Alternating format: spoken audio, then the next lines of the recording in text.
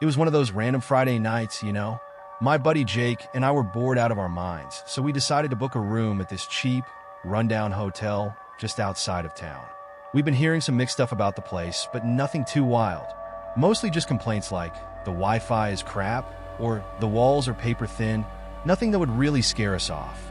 Plus, we were broke and just wanted to get out of our tiny apartments for a night. So why not? It seemed like a decent plan at the time. As we pulled up to the place, I remember feeling this weird vibe. The sign for the hotel was flickering, like it was struggling to stay on, and the building itself looked tired. It wasn't exactly falling apart, but you could tell it hadn't been properly taken care of in a long time. Jake, of course, didn't notice a thing. He was already making jokes about how this was going to be a real adventure, as if we were checking into some kind of creepy amusement park. When we got inside, the lobby was pretty empty. There was this old dude behind the counter, probably in his 70s. He was hunched over, reading a newspaper, and didn't even look up when we walked in. The whole place smelled kind of stale, like it hadn't been aired out in a while. Jake, being his usual self, slammed his hand down on the bell at the front desk, grinning like a kid. "Yo, we're here to check in," he called out way too loud for the quiet lobby. The old guy finally looked up, moving as slow as molasses. He didn't smile.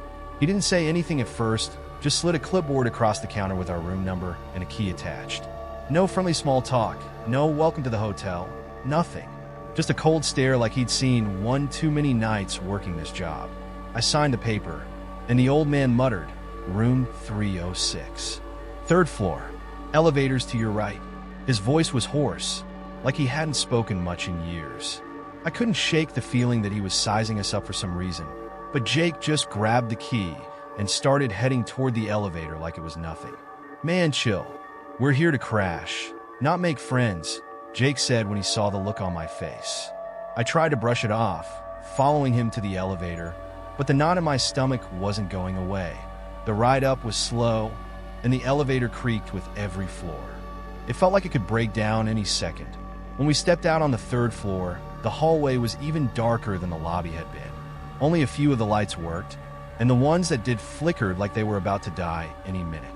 The carpet was this ugly, faded red with stains I didn't want to think too much about. I glanced over at Jake to see if he was feeling the same tension I was, but he just shrugged and kept walking. "Hey, at least we're not paying 5-star prices for this," he joked, nudging me with his elbow. Finally, we found our room, 306. The door creaked as Jake unlocked it and pushed it open. Inside, the room looked, well, pretty much how you'd expect. Basic old furniture, a TV that looked like it was from the early 2000s, and a bedspread that probably hadn't been replaced in a decade. But there was one thing that stood out. Against the wall, directly across from the bed, was this massive old mirror. It was covered in a layer of dust so thick you could barely see your reflection, and it had this antique frame that looked like it had been around for centuries. It was weird, though, like it didn't belong in a room this rundown. "Dibs on the bed closest to the window," Jake called, tossing his bag onto the mattress without a second thought. "Fine by me," I said, my eyes lingering on the mirror a little longer than I wanted them to. Something about it didn't sit right with me, but I couldn't figure out why. I dumped my bag on the other bed and tried to ignore the unease creeping up on me. The room was cold, colder than it should have been for a place with no working AC. Jake, of course, didn't notice any of this. He was already flipping through the TV channels, complaining about how none of them were in HD. "Dude, this place is a relic," he laughed, lying back on the bed. "We're probably the first people to stay here in years." I forced a chuckle, but my mind was elsewhere. The mirror seemed to take up all my attention. It wasn't just that it was old or dusty. It felt out of place, like it didn't belong in this time or even in this room. I couldn't help but feel like someone had put it there on purpose. But Jake was already halfway asleep, so I didn't bring it up. No point in sounding paranoid on our first night here, right? I sighed, sat down on the edge of my bed, and tried to get comfortable. The bed was stiff, and the sheets were rough. The quietness of the room started to bother me. There were no cars outside, no chatter from other guests, nothing. Just the faint hum of the ancient TV. I lay back, staring at the ceiling, but my eyes kept drifting to that mirror. Even in the dark, with only the dim light from the TV, it seemed to reflect more than just the room. Maybe it was just the bad lighting, or maybe I was already starting to freak myself out. But the mirror looked like it was hiding something. Something behind the surface. "Relax, man," I whispered to myself, rolling over to face the window. But I couldn't shake the feeling that no matter how much I tried to ignore it, something was wrong with this place. Something I wasn't ready to deal with. And as I closed my eyes, I swear, just for a second, I felt like the air in the room shifted. Like something was watching us. That night, everything seemed fine at first. Jake was out like a light the moment his head hit the pillow, snoring away, completely oblivious to the strange vibe hanging over the room. I tried to settle in myself, but something just felt off. It wasn't anything I could put my finger on right away. It was more like this creeping feeling that something was out of place, like I was missing something important. I tossed and turned for a while, staring up at the ceiling, listening to the sound of Jake's snores and the occasional creak from the old building. The air still felt heavy, like it was too thick to breathe normally, and the room was colder than it should have been for a warm night. I pulled the blankets up higher and tried to focus on getting some sleep. Maybe I was just overtired. I told myself that was it, nothing was wrong. It was just an old hotel. Eventually, I must have dozed off, but a couple of hours later, I woke up out of nowhere. You ever have that feeling where something snaps you awake, but you don't know what it was? That's what happened to me. One second I was asleep, and the next I was wide awake, heart pounding like I'd just been scared out of a dream. Except, I couldn't remember dreaming at all. I just had this sudden, intense feeling like I wasn't alone. I blinked in the darkness, letting my eyes adjust. The TV was still on, casting a soft, bluish glow across the room, flickering from whatever show Jake had left running. Everything seemed still, quiet, too quiet. I sat up a little, looking around, and that's when I noticed it. The mirror. There was something in it. At first, I thought it was just my reflection.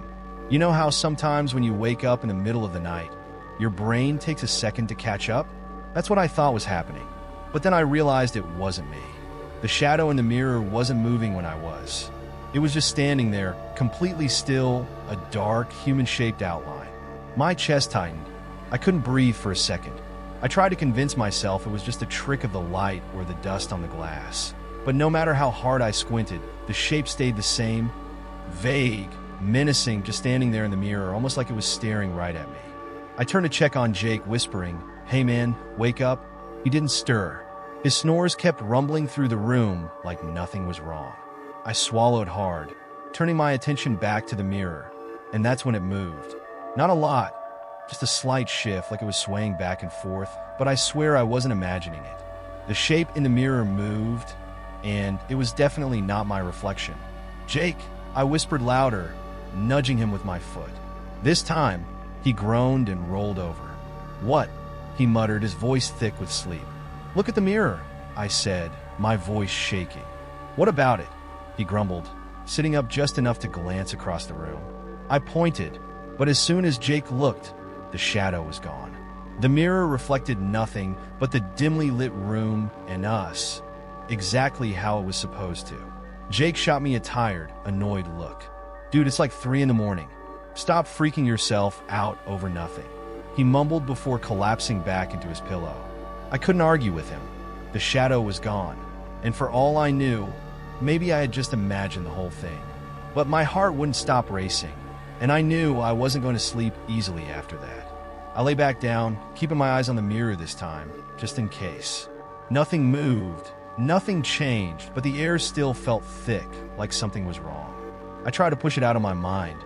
"You're just tired," I told myself over and over. "It's late, and you're letting the creepy old hotel mess with your head."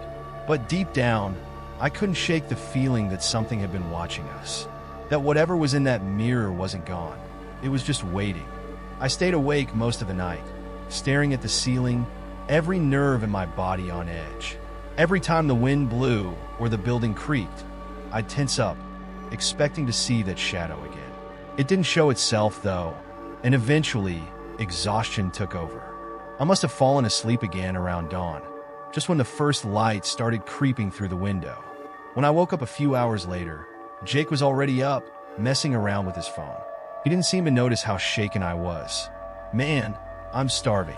Let's hit up that diner we passed earlier," he said like everything was normal. I sat up, rubbing my eyes, trying to shake off the fog of sleep. The room felt different in the daylight, less eerie. I glanced at the mirror. It was just a mirror now.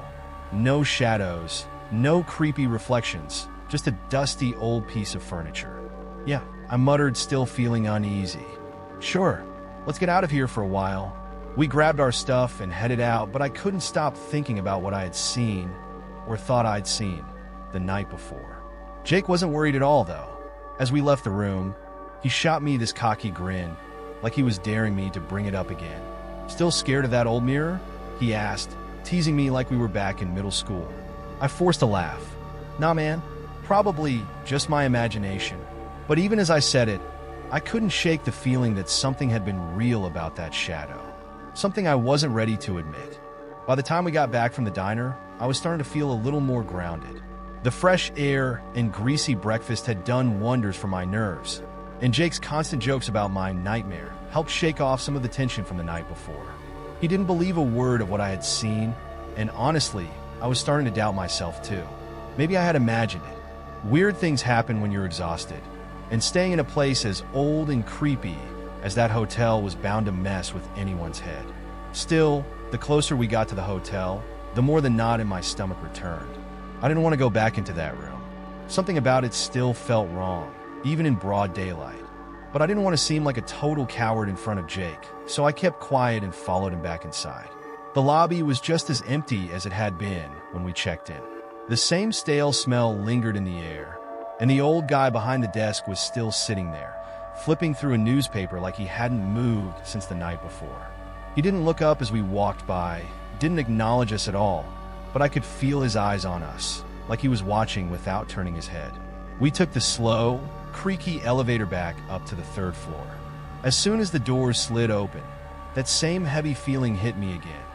The thick air, the dim lighting, the eerie quiet. It was like the building itself was holding its breath, waiting for something. Jake didn't seem to notice anything off, though. He was humming some song he'd heard at the diner, completely oblivious. When we got to our room, nothing had changed. The beds were still unmade, our bags untouched. But that mirror, no matter how much I tried to avoid it, felt like it was the center of the room, pulling all my attention toward it. I couldn't explain it, but I felt like it was watching us, just waiting for the night to fall again.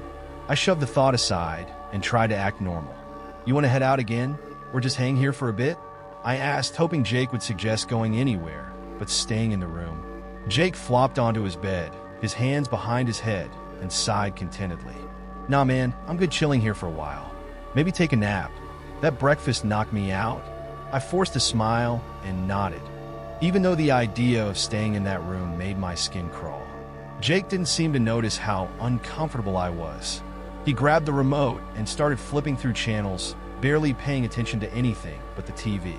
I sat on the edge of my bed, my back to the mirror, and pretended to look through my phone, but I couldn't focus. My mind kept drifting back to that shadow and the way it had moved in the mirror the night before. Hours passed like that.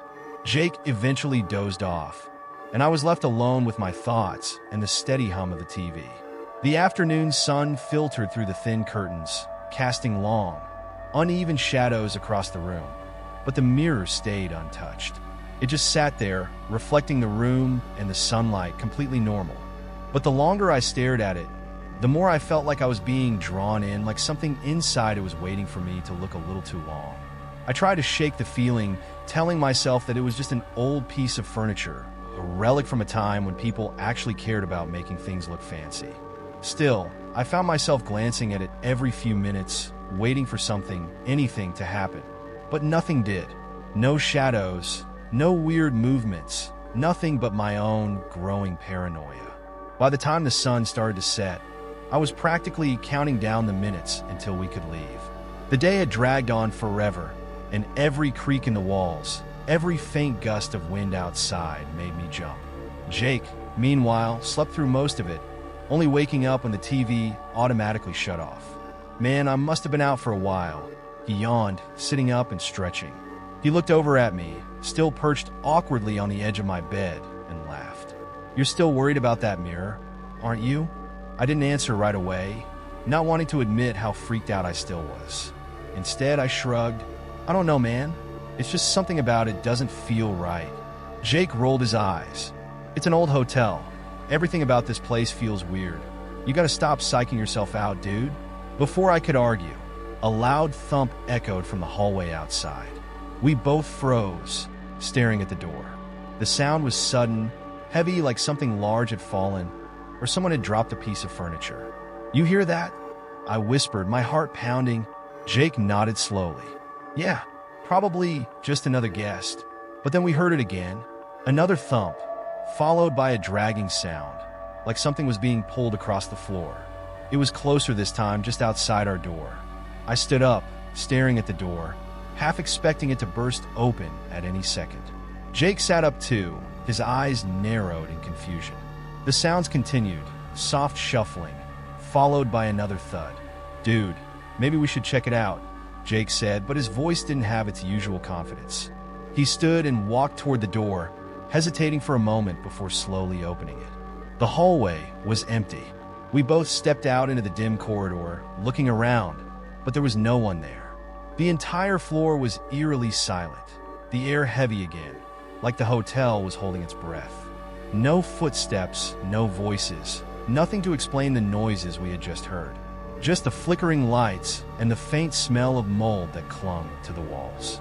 I swear I heard something, Jake muttered, peering down the hallway. Yeah, I heard it too, I replied, my voice low. We stood there for another moment, listening, but the noise was gone. We went back inside the room, locking the door behind us.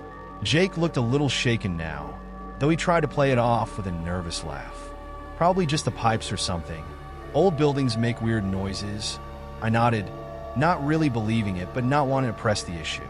Still, the air in the room felt thicker than before, like something was watching us, waiting. Jake grabbed the remote again, turning the TV back on, but it did little to fill the unsettling silence that hung over us. As night crept in and the room grew darker, I couldn't help but glance at the mirror. The reflection looked the same as always. Just our room, the beds, the dim light from the TV, but I couldn't shake the feeling that something was different. Something was just wrong. I kept telling myself it was all in my head, that I was overthinking everything, but the unease kept growing. And as the night deepened, I started to dread what might happen when the lights went out again. That night, everything went downhill fast. After we heard those strange noises in the hallway, both Jake and I were on edge.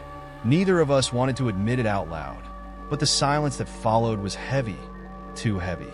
The kind of silence that makes every little sound echo in your head and turns your own breath into a deafening noise.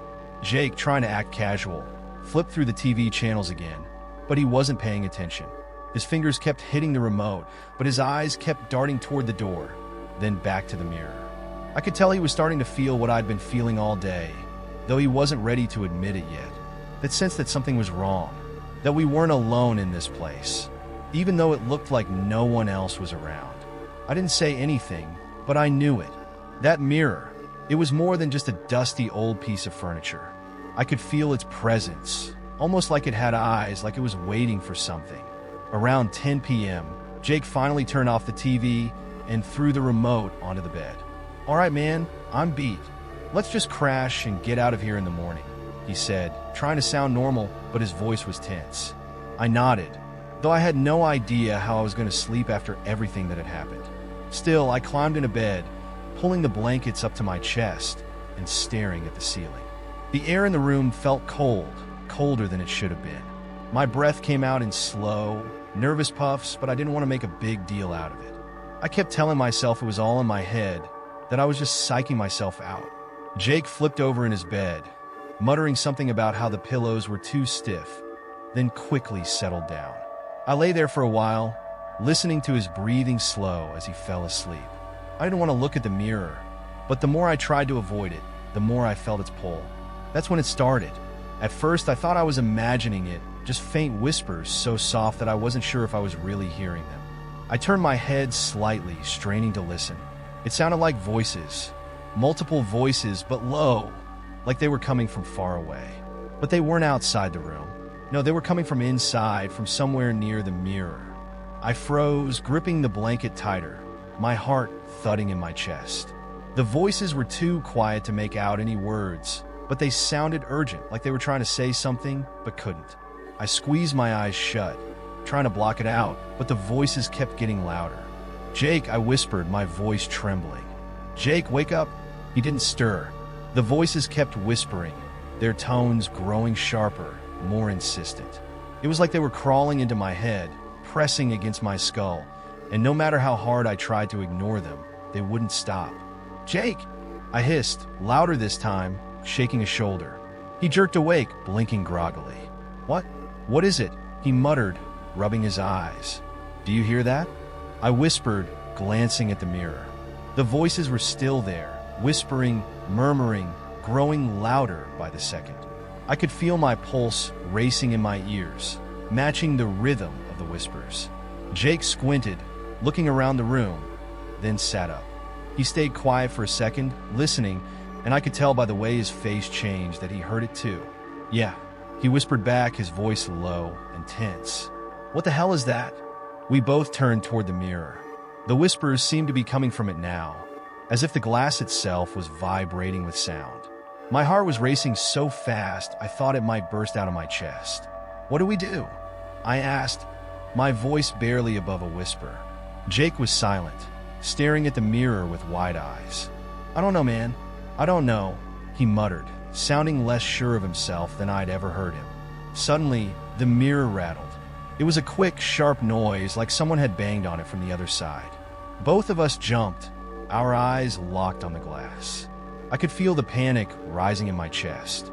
"Jake, we need to get out of here," I said, standing up, my legs shaking. "Now!"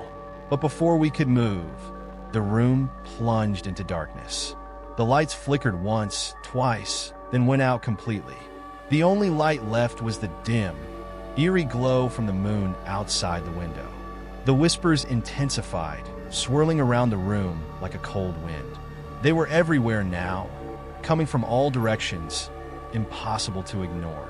I fumbled in the darkness, reaching for my phone, for anything that could light up the room, but my hands were shaking too hard. Jake was doing the same, scrambling to turn on his phone's flashlight. "Dude, what the hell is happening?" he said, his voice cracking. "I don't know," I shouted back, my voice trembling. The whispers were louder now, almost like they were screaming, but I still couldn't understand the words. It was like they were in another language, something I couldn't comprehend but knew was wrong. Jake managed to get his flashlight on, and the beam of light cut through the darkness, casting long, flickering shadows on the walls. He swung the light toward the mirror, and what we saw made my blood run cold. In the reflection, the room looked different, distorted. The shadows were wrong. They were stretching, twisting, almost like they were alive, creeping toward us. And in the center of the mirror, that same dark shape was back.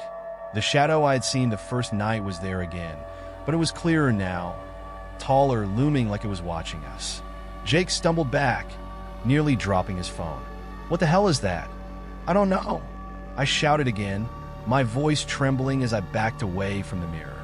The shadow in the mirror seemed to move closer, pressing against the glass, like it was trying to get out. The whispers were deafening now, filling the room with a chaotic, incomprehensible noise that made my head spin. I felt like I was going to pass out. "We need to leave, Jake. Now!" I shouted, grabbing my bag from the floor, my hands shaking so badly I could barely hold it. Jake didn't need to be told twice. He grabbed his things, and we bolted for the door. The whispers followed us, growing louder, more desperate, as if they didn't want us to leave.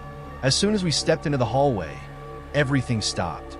The air felt lighter, the whispers were gone, and the lights in the hallway were still on, flickering like nothing had happened. We stood there, panting, staring at each other, trying to catch our breath. Jake swallowed hard, his face pale. "Dude, what the hell was that?" I didn't answer. I didn't know what to say. All I knew was that something was wrong with that mirror, and I wasn't going back into that room to find out what it wanted. Jake and I stood frozen in the hallway for what felt like an eternity. My heart was still pounding in my ears, and my legs felt weak, like they might give out any second. Neither of us spoke for a long time, both trying to process what had just happened. I kept glancing back at the door to our room, half expecting it to burst open or for those whispers to follow us out into the hall. But everything was still, too still. Finally, Jake broke the silence. "We need to talk to someone. I don't care if it's the guy at the front desk or whoever else works here. Something's wrong with that room." He sounded angry, but it wasn't just frustration. It was fear disguised as anger, a way to keep himself from losing it. I nodded, unable to trust my voice to speak just yet. The shadows, the whispers, the figure in the mirror, it had all felt so real. Too real. My brain was still trying to make sense of it, but nothing added up. Without another word, we made our way to the elevator. The hallway felt longer now, like we had to walk through miles of dim, flickering lights just to reach the end. By the time we stepped inside the rickety old elevator, I could tell Jake was barely holding it together. His jaw was clenched, his hands trembling as he repeatedly mashed the button for the lobby. The elevator moved slowly, creaking with every inch it descended. The silence between us was thick. I could hear Jake breathing hard, like he was fighting to stay calm, and I knew I wasn't doing much better. My mind kept replaying the image of that shadow in the mirror, the way it seemed to press against the glass like it wanted out. When the doors finally opened, the lobby looked just like it had before. Empty. Still, the same musty smell lingered in the air, and the old guy was still sitting behind the desk, his eyes glued to the same worn-out newspaper, as if nothing strange had happened upstairs. We approached the front desk, our footsteps echoing in the empty room. The old man didn't even look up at us, not at first. It was only when Jake slammed his hands down on the counter, his voice shaking with anger, that the man slowly lifted his gaze. "What the hell is going on in room 306? Jake demanded. "There's something seriously wrong with that place. We heard voices, we saw things. Something's not right." The old man stared at us for a moment, his face expressionless, like he was weighing what to say. Then, he let out a long, tired sigh and leaned back in his chair, folding his arms over his chest. "Room 306, huh?" He muttered, almost like he wasn't surprised. He glanced at me, then back at Jake. "You boys saw something in the mirror, didn't you?" My stomach dropped. He knew. He knew what was in that room, and he hadn't said a word when we checked in. Jake's face twisted in frustration. "Yeah, we saw something. Shadows, voices, all kinds of messed up stuff. You knew this would happen, didn't you?" The old man sighed again, like he'd had this conversation 100 times before. He stood up slowly, wincing a bit as his joints creaked, and walked around the desk. For a moment, he just stood there looking us up and down like he was sizing us up, figuring out how much to tell. "Room 306 is different," he said, choosing his words carefully. "It's been here longer than the rest of the hotel. The building's been renovated, remodeled. But that room? That mirror? They've been here since the beginning. No one really knows where the mirror came from. It was here when the hotel first opened, and it's never left." Jake shook his head, clearly not buying into whatever story the old man was about to spin. "What does that have to do with the stuff we saw? The voices, the shadow?" The old man's eyes darkened, like he didn't really want to answer, but knew he had to. "There's something in that mirror," he said quietly, his voice barely above a whisper. "I don't know what it is. Some people say it's a spirit trapped in the glass. Others say it's something older, something darker. But whatever it is, it feeds off people. It waits for them to look too long, to listen too closely. And once it gets inside your head, it's hard to shake." My stomach twisted. It felt like all the air had been sucked out of the room. "Why didn't you tell us before we checked in?" I asked, my voice tight with anger. "Why would you let anyone stay in that room if you knew this was going to happen?" The old man shrugged, but there was no malice in his eyes, only exhaustion. "Most people don't notice. The ones that do, well, they leave before anything bad happens. And if they stay long enough to see something, like you did, they usually don't come back." Jake looked like he was about to explode. "You're telling us that this thing just feeds on people, and you do nothing about it?" The old man raised his hands in defense. "I don't control the mirror. I just work here. I don't know how to stop it. The hotel's been sold a dozen times, but no one touches that room. Everyone knows there's something wrong with it, but no one knows how to fix it."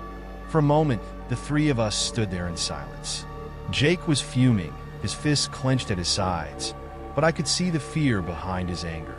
As much as I wanted to blame the old man, to scream at him for letting us walk into this nightmare, I knew deep down he wasn't the cause. He was just as trapped by whatever haunted that mirror as we were. I swallowed hard, trying to keep my voice steady. What do we do now? The old man shook his head slowly. Leave. Get out of this hotel and don't come back. Once you're away from the mirror, it loses its hold on you. But whatever you do, don't stay another night. It's worse when you stay. I didn't need to be told twice. I grabbed Jake by the arm, pulling him toward the door, but he resisted for a second, his anger still bubbling under the surface.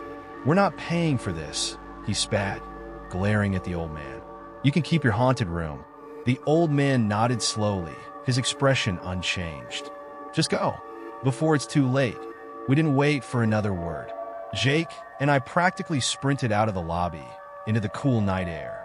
It wasn't until we were halfway to the car that I realized how hard I was shaking.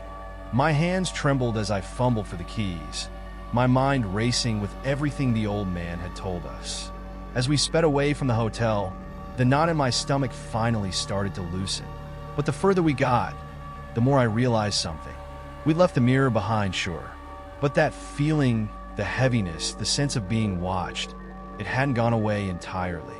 It clung to us like a shadow, following us as we drove, and I couldn't shake the thought that maybe we hadn't really escaped. Maybe whatever was in that mirror had already gotten too close. The ride away from the hotel was silent, except for the hum of the car engine and the occasional sound of gravel under the tires. Jake was gripping the steering wheel so hard that his knuckles had turned white, and I couldn't blame him. The tension between us felt like it could snap at any second, but neither of us wanted to be the first to speak. We had both seen things we couldn't explain, and even though we were miles away from the hotel now, it still felt like something was wrong. I couldn't shake the feeling that the air around us was still heavy, like we hadn't completely left whatever was in that room behind. The old man's words echoed in my head. Asterisk, once you're away from the mirror, it loses its hold on you. Asterisk, but even as we drove further away, I could still feel it, that coldness clinging to me like it was embedded in my skin. I glanced over at Jake. He was staring straight ahead, his jaw clenched, his face pale. He was clearly trying to push the whole experience out of his mind, but I knew him well enough to see that it was eating at him too. We didn't stop driving until we were well out of town, pulling into a gas station on the side of a deserted road. The neon lights of the station flickered as we stepped out of the car, the night air cold against my skin. Jake went inside to grab something to drink, and I stayed by the car, trying to shake off the last of the lingering unease. But then, just as I started to relax, I felt it again. That same strange sensation I'd felt in the hotel. The feeling of being watched. My chest tightened. Slowly, I turned my head, looking around the empty parking lot. There was no one there, just the faint hum of the gas station lights and the distant sound of crickets. But then I saw it, my reflection in the car window. Except it wasn't my reflection. My heart stopped. In the faint glow of the gas station lights, I could see a shadow behind me. Not clearly, just a dark outline standing there right over my shoulder. It was exactly like the figure I had seen in the mirror back at the hotel. My breath caught in my throat and I whipped around, expecting to see someone or something standing there. But there was nothing. I stood there frozen, my heart pounding in my chest. I was sure I had seen it. That shadow, it was still with us. We hadn't left it behind. I turned back to the car window, my reflection looking normal again, but the unease didn't leave me. It was like a weight on my chest that I couldn't shake. Jake came back, holding 2 bottles of water. He tossed one to me, and I barely caught it, still trying to calm down from what I had just seen. "You good?" Jake asked, his voice low. He was trying to act casual, but I could see the fear in his eyes. He wasn't okay either. I thought I saw something," I said, my voice shaky. "In the window. That shadow. It was here, Jake. It's still with us?" Jake's face went pale, but he shook his head. No way. We're miles away from that place. The old guy said once we're gone, it loses its hold, remember? We're fine. You're just imagining things. I wanted to believe him, but deep down, I knew what I had seen. The shadow wasn't gone. It had followed us. And the more I thought about it, the more I realized something else: the whispers. Even now, in the quiet of the night, I could almost hear them, faint and distant, but there. My skin prickled with fear. "I'm telling you, Jake," I said, my voice cracking. "We didn't leave it behind. It's still with us." Jake looked at me, his face tight with frustration and fear. "What do you want me to do, man? We can't go back there. And even if we did, what could we do? It's just a mirror. It's not like we can smash it and make everything go away." That's when it hit me. The mirror. I remember the old man's words. How no one ever touched that mirror. How it had been there since the hotel opened, untouched, like it was the center of everything. Maybe Jake was right. Maybe smashing it wouldn't solve anything. But what if that was the only way to break whatever curse or whatever darkness was connected to it? "We have to destroy it," I whispered, the realization settling in. "The mirror. It's the only way." Jake stared at me like I had lost my mind. "Destroy it? Are you hearing yourself? How are we even supposed to get back in there? And what if it doesn't work?" I didn't have an answer for that. I just knew that whatever was haunting us, whatever had followed us, it wasn't going to stop until we did something about it. I wasn't sure if breaking the mirror would work, but it was the only thing that made sense. That mirror had trapped something dark inside it, and we had let it out. Now we had to find a way to stop it. "I don't know if it'll work," I admitted, my voice low, "but I can't keep living like this, feeling like something's watching me all the time. We have to try." Jake sighed heavily, running his hands through his hair. "This is insane, man." "Yeah, it is," I agreed, "but we don't have a choice." We drove back to the hotel that night. The ride was tense, neither of us saying much.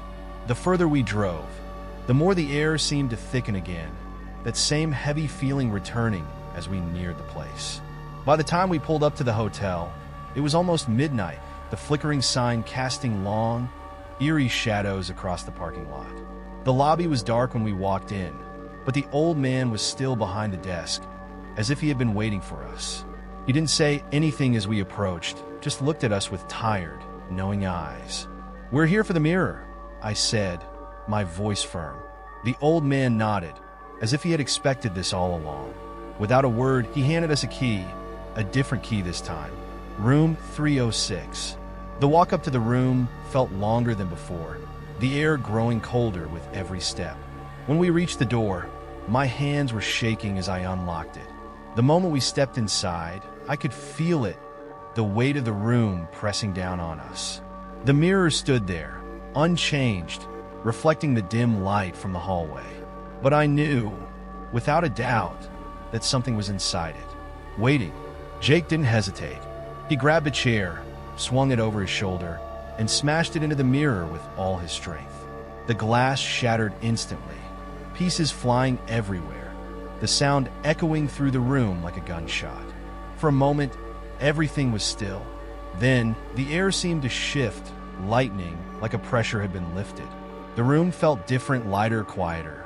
The coldness, the whispers, the shadows, all of it was gone. We stood there, staring at the broken pieces of glass scattered across the floor, both of us breathing hard. Jake looked at me, his face pale but relieved. "Do you think it's over?" I didn't know for sure, but for the first time in days, I felt like I could breathe again.